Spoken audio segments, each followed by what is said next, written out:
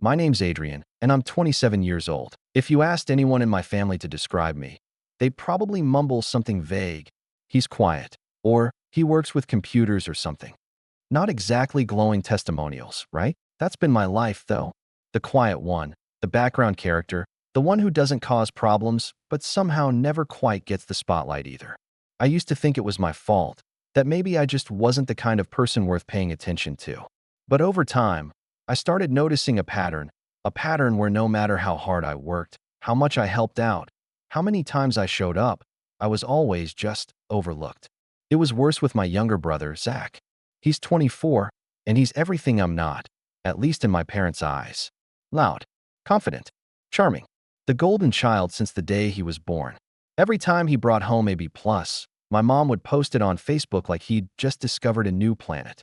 Meanwhile, when I quietly graduated from university with a double major, computer science and digital media, both done while working two part-time jobs, my parents didn't even bring it up during dinner. Not once. No congratulations, no card, no acknowledgement. I remember sitting there at the table, hoping someone would say something. Anything. But Zach had just gotten a new job at some PR firm downtown, and that took over the whole conversation. I smiled and nodded and congratulated him like a good older brother. I always do. That moment stuck with me, but I let it go, like I always do. I had more important things to focus on anyway. I'd finally enrolled in a master's program, a big deal, since I was the first in our family to even go beyond undergrad, and I was balancing it with a full-time job in UX design. It was hard, lonely sometimes, but it felt good to build something of my own, something I could be proud of even if nobody noticed. I didn't expect a parade. I didn't even expect applause. But I did think, maybe, when I finished my program in May, they'd come to my graduation ceremony. Maybe. Then last month, my Aunt Lisa called. She sounded bubbly, chipper, the way she always does when she's about to ask a favor. Adrian, sweetie, just wanted to check. Are you free on the 10th? Zach's having his graduation dinner at that new steakhouse downtown. Your mom and dad are organizing it. Should be a blast. I blinked, confused. The 10th? Wait, nobody told me about this. Lisa paused, awkward for a beat. Oh, huh. I figured they would've. Maybe it slipped their minds. Right. So I call my dad. Just straightforward, no drama. I asked about the dinner. He didn't even pretend to be surprised. Oh, he said casually. Yeah, we didn't think you'd want to come. I mean, you barely finished school yourself, right? Figured you wouldn't be interested in all the academic stuff. It hit me like a slap, even though it wasn't new. Just louder this time. And that little laugh in his voice, like he was making some joke I should laugh along with. I didn't. I just said, okay, then don't worry about my ceremony next month. There was silence on the other end, then a dismissive, suit yourself. I didn't argue. I didn't yell. I just hung up. For a few days, I stewed in silence. I didn't tell anyone what he said. I kept going to work, kept writing my thesis, kept helping my roommate fix his car after work and replying to Slack messages at 11 p.m. like nothing had happened. But inside, something had changed. I wasn't angry, at least not in the way I used to be. I wasn't hurt. I was done. Done trying to prove anything to people who refused to see me. Done being their quiet, reliable afterthought. So I started planning. Not revenge, exactly. Just clarity. Visibility. I wanted the truth to be visible, even if they didn't want to see it. 2 weeks later, Zach's graduation dinner happened without me, just like they planned. I heard all about it from Instagram. My cousin Chloe posted photos of the whole night. Zach holding up some giant bottle of champagne, my parents laughing in the background, my Aunt Lisa doing that dramatic wine toast thing she always does. In one picture, Zach was leaning back in his chair while everyone clapped for him. It had 117 likes. The next morning, I woke up, showered, and checked my inbox. The final confirmation was there. My graduation ceremony had been scheduled and approved. I'd be walking the stage in exactly 3 weeks. I opened the attached guest form. You could invite up to 8 people. I stared at it for a long time. Then I typed in every name that mattered. My best friend from high school, who'd stuck by me when I was going through my worst depression. My thesis advisor, who had actually read my entire 80-page paper and sent notes with smiley faces in the margins. My roommate, who'd cooked for me during finals week. My neighbor, Mr. Chun, who always asked how my classes were going and actually listened to the answers. I left my parents' names off the list. I didn't tell them. I didn't announce anything. I didn't post a countdown on Facebook or send out a family group text. I just lived my life. Then the day came. It was warm, sunny. The ceremony was held outdoors on the university lawn. There were white folding chairs and bright blue banners with the school's crest. My name was called near the end, and I walked across the stage with my head high and my eyes forward. I didn't look around to see who was or wasn't there. I just smiled, shook hands, and took my diploma. Afterward, we took pictures. Laughing, sweaty, squinting in the sun. Chloe, my cousin, snapped a selfie with me and uploaded it almost instantly. But she didn't just post the photo. She added a location tag, too, and a caption. "Proud of you, Adrian. Finally getting the recognition you deserve." In the background of the picture was a banner. Big, blue, and impossible to miss. It was stretched across the brick wall behind the stage and read, "Congratulations, Adrian Singh, Master of Science in UX and Digital Strategy." My face was on it. Literally. A blown-up, smiling photo of me from our undergrad graduation 4 years ago. My advisor had submitted it as part of the Student Spotlight feature, and the school had turned it into a full banner. Everyone at the ceremony saw it. Everyone in the photo saw it. And apparently, so did my mom. Because 3 hours later, I had 4 missed calls from her. 2 from my dad. 1 from Zach. All in rapid succession. A voicemail too. Just my mom saying, "Adrian, why didn't you tell us?" before it cut off. That was just the beginning. But it was enough to make me finally exhale. The first thing I did after reading the voicemail was put my phone face down on the nightstand and walk into the kitchen. My roommate, Sam, was making celebratory pancakes. He had a thing for breakfast food during milestones, said it made everything feel more grounded. I laughed, sat at the counter, and sipped coffee while the batter sizzled on the pan. He raised an eyebrow. "Everything okay?" I shrugged. They found out. He didn't have to ask who they were. Sam had seen enough of the stories to understand the dynamics. My family didn't hate me. That would have been easier. They just ignored me. Or worse, undermined me with a smile, like they were doing me a favor by doubting me. And now, they were calling because the rest of the world had noticed something they didn't. By noon, I had 10 missed calls. Then texts. A family group chat that I hadn't opened in months suddenly lit up like a Christmas tree. "Mom, Adrian, why didn't you tell us about today? We would have come."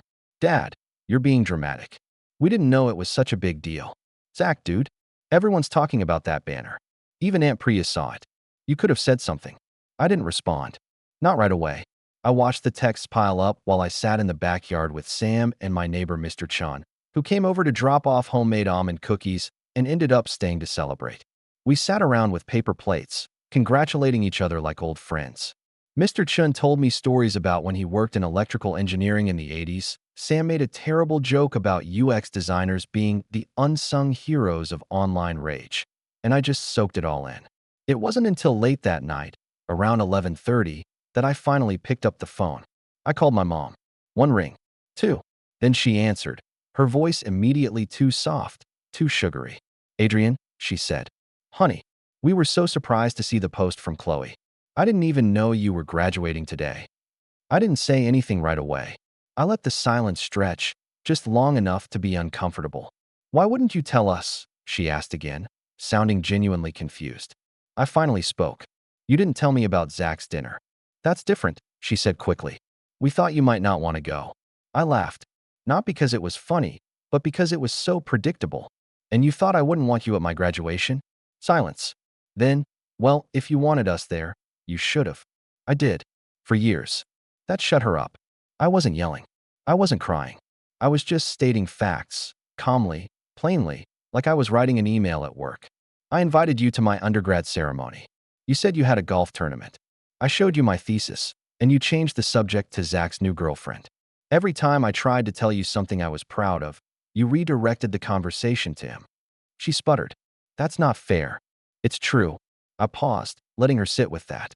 "I didn't invite you today because I didn't want another memory with you not looking up from your phone or smiling politely while you asked when I was going to do something real." "I never said that," she said, suddenly defensive. "That's not how I meant it. But it's how it felt." We were quiet again. Then she asked, more gently this time, "Is this what you want, Adrian? To cut us out completely? Over one missed dinner?" I almost laughed again. The dinner. That's all they ever saw. The surface-level moments. Never the build-up, the patterns, the slow erosion of self-worth after years of being treated like a footnote. No, I said, I don't want to cut anyone out. But I do want you to understand that I'm not your second-place child. I'm not the understudy in Zach's life story. More silence. Then she muttered, I just wish you would have told us how much it meant to you. I exhaled through my nose. I did. You just didn't listen. I hung up before she could answer. I didn't sleep much that night. Not because I was upset, but because something inside me was shifting, something that had been twisted and suppressed for years. I wasn't just mad anymore. I wasn't sad. I was free. But I wasn't done. The next morning, I sent out a few emails. Nothing petty, just formal requests. I reached out to the university's digital media department, where I'd done my assistantship, and asked if they'd be interested in featuring my thesis project, which had already gotten attention from a couple tech blogs. They said yes, of course. Then I asked if they'd consider naming the next graduate student grant after my late grandmother, the only person in my family who'd believed in me unconditionally. She'd passed when I was 16, but I still remembered how she'd tell me, one day, they'll see you. By Thursday, the university's social media had posted a photo of me presenting my project. Captioned, Alumnus Adrian Singh revolutionizes student UX models. Full spotlight on our site. It got shared hundreds of times. And that's when the calls really started. From family members I hadn't spoken to in years. From cousins who suddenly remembered that I existed. From my mom again, and my dad too, both alternating between pride and guilt, trying to find a middle ground where they could pretend they'd supported me all along. I didn't block them. I didn't explode. I just didn't reply. But then something happened that forced me to respond. Zach showed up. He was waiting outside my building on Saturday afternoon. Hoodie on, hands in his pockets, leaning against the brick like he owned the place. When I stepped out with a bag of groceries, I almost didn't recognize him. Hey, he said, pushing off the wall. I nodded. Hey, you really weren't going to tell me? Would you have come? He opened his mouth, then shut it. Look, man, I get it. I do. They always compared us. And I know that sucked. But that's not on me. I raised an eyebrow. No? You didn't mind the praise, though? Never once said, actually, Adrian helped me with that project, or Adrian's graduating too. You were happy to take it all and let me disappear. Zach looked genuinely uncomfortable. I didn't think it mattered that much to you. And that's the problem. He shifted his weight from one foot to the other. So what now? You gonna cut us all off forever? No, I said. I'm going to keep doing what I've always done, working hard, being proud of what I build. But from now on, I'm not going to sit quietly while everyone else takes credit or makes me feel small. Zach nodded slowly. Okay, that's fair. He started to walk away, but turned back once.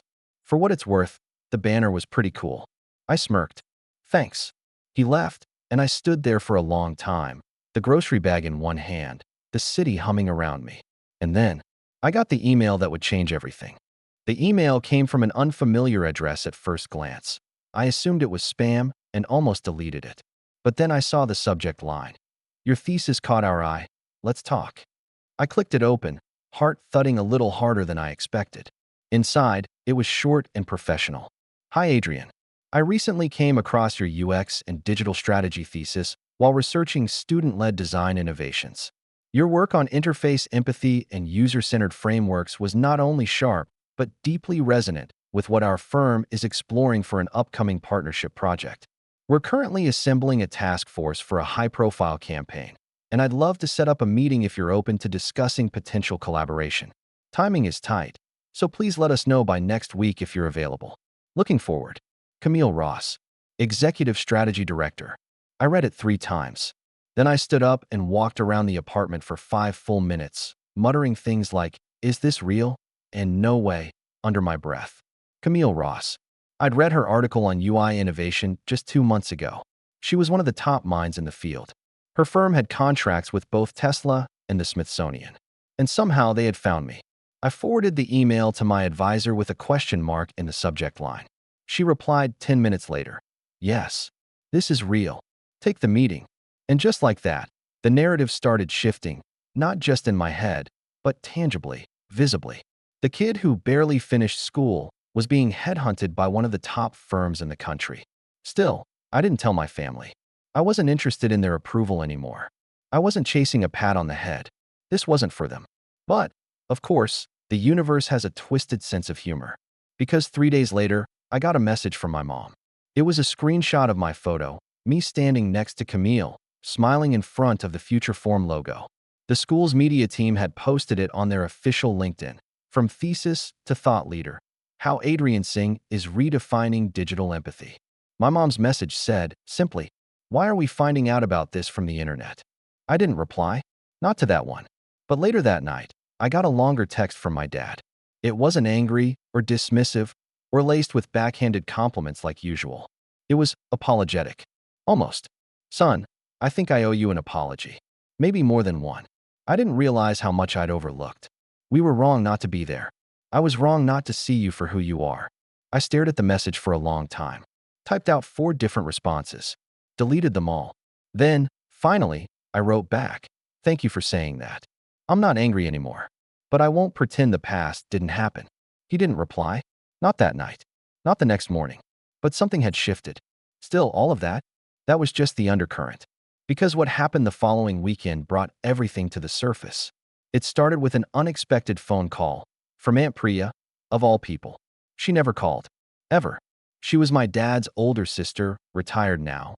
The type of woman who wore pearls to the grocery store and corrected your grammar mid-sentence. "Adrian," she said curtly, "I think it's time we had a proper conversation." I braced myself. But what she said next took the air right out of my lungs. "I saw the article," she continued, "and I want to speak candidly. Your parents have always favored Zach. It's been obvious since you were children. I told them so more than once." I didn't know what to say. I hadn't even known she noticed. "They made excuses," she said. "Said you were different. Quiet. Too sensitive. But I've watched from the sidelines long enough. And I'm done staying silent." I sat down at the kitchen table. My hands were shaking. "There's a family trust being discussed," she said carefully. "You're supposed to be part of it. But the way things are going, I wouldn't be surprised if your name suddenly disappeared from the papers." My heart dropped. "What do you mean?" "I mean, they've already been talking about giving Zach power of attorney over your father's side. I found out yesterday." I felt the blood drain from my face. I'd never even heard about this trust before. "I thought you should know," she said. "Because it's not fair. And you deserve better." After the call, I sat for a long time with my phone in my hand and my pulse roaring in my ears. All the late nights, the swallowed pain, the years of being sidelined, and now, when I was finally standing tall, they were quietly preparing to erase me again. No, not this time. I opened my laptop and began drafting an email. Not to my parents. Not to Zach. To a lawyer. I still hadn't said a word to them about what I knew. I didn't need to. Not yet. I wanted to make sure everything was documented, airtight, undeniable. Because this time, I wasn't walking away. This time, they were going to have to see me, every part of me. Especially the part they tried so hard to ignore. I spent the next week in a haze of legal calls, quiet research, and old emails I never thought I'd need again. Every Christmas receipt, every screenshot of conversations where I was guilt-tripped into giving Zach money, just for a bit. Every time I paid the property taxes on the lake house that apparently was never going to be in my name, I dug it all up. It was exhausting, infuriating, but also weirdly satisfying. Like every piece of proof made my reality just a little more solid. I wasn't crazy. I wasn't imagining the favoritism. I'd been quietly funding a narrative that painted me as the lesser son. My lawyer, Diane, sharp, calm, and relentless, walked me through every step. "They can't remove you from a trust that includes your name without a challenge," she explained. "But they can try to shift authority, especially if Zach's been named as a future executor or if any part of it wasn't properly updated. You need to get ahead of this." And I did. We filed for full access to the trust records, citing financial interest and recent activity that raised red flags. I authorized a full audit, which triggered formal notice to both of my parents. That was when the silence ended. I was at work the next morning when my phone started vibrating every 10 minutes. First my mom, then my dad, then Zach. Then a barrage of texts. "Mom, Adrian, what are you doing? You're blowing things out of proportion. Dad, you really got a lawyer involved? Why would you do this to us? Zach, bro, a trust audit? You're making it look like we're criminals." They weren't. Not technically. But they weren't innocent either. Later that night, my mom left a voicemail, her voice brittle. "We never meant to hurt you. But you have to understand, things were easier with Zach. He needed more. You were always so independent. There it was. The excuse. The thing I'd heard my whole life. That because I didn't scream for attention, I didn't need love. That being self-sufficient meant I didn't deserve celebration. That voicemail was the last straw. I didn't reply. Not yet. I waited until Diane's team finished their review. What we found was a tangled mess of estate plans, all drafted hastily over the years, but clear enough in one regard. My grandfather had left equal shares of a future property development to both grandsons. It had sat dormant for years. But recently, my father and uncle had begun planning to liquidate the land and had listed Zach as the sole inheritor. I had documentation. I had emails. And now, I had leverage. We filed a formal challenge to the title change and sent out cease and desist letters to both my father and uncle regarding any development until the inheritance dispute was resolved. And then, I made it public. Not in a petty way. I didn't post it all over Facebook or start some war online. Instead, I gave a talk, an invited presentation at the university's upcoming alumni summit. My topic? The cost of being overlooked, personal identity, and professional visibility. It wasn't about revenge. It was about truth. I spoke candidly, not naming names but telling my story. About the years I spent proving myself to a family that only clapped for one son. About what it meant to constantly earn but never receive. About the strength it took to stop waiting and start acting. There were 200 people in that auditorium. One of them was Chloe, my cousin, who came up to me afterward with tears in her eyes. "I wish I'd noticed earlier," she said. Another was Aunt Priya. She didn't say anything, just hugged me so tightly I couldn't breathe. A week later, the university's media department published the full transcript online. It spread like wildfire through the alumni network. Faculty emailed me. Former classmates shared it. The talk was picked up by a podcast. And then, someone forwarded it to my parents. I didn't know they'd listen to it until a Sunday afternoon when I got a knock at my apartment door. I opened it and found my dad standing there, hands in his pockets, looking older than I remembered. My mom was behind him, holding a box. They came in, sat quietly on the couch. My roommate, sensing the tension, made himself scarce. For a long moment, no one spoke. Then my dad cleared his throat. "We didn't see things clearly. We see them now." My mom placed the box on the coffee table. Inside were dozens of old photographs, school projects, even some awards I hadn't seen since I was a teenager. "We kept them," she said, "but we never knew how to show we were proud of you." I looked at the box. It didn't fix anything. It didn't erase what happened, but it was something. Then my dad said the thing I never thought I'd hear. "We're putting everything on hold. The trust, the sale, until this is resolved the right way." I nodded. That's all I ever wanted. It wasn't a fairy tale ending. It wasn't perfect. There was no sweeping apology that fixed decades of erasure. But there was acknowledgement. There was movement. And there was, finally, equity. The audit concluded in my favor. The trust was amended to reflect the original intent, equal shares. I opted to invest mine into a new foundation supporting first-gen students pursuing design. I named it after my grandmother. Zach and I aren't close.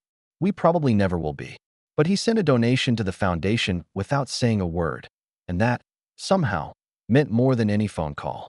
My parents didn't suddenly transform, but they started showing up. Quietly, authentically. And me? I moved forward. Not with bitterness, but with clarity.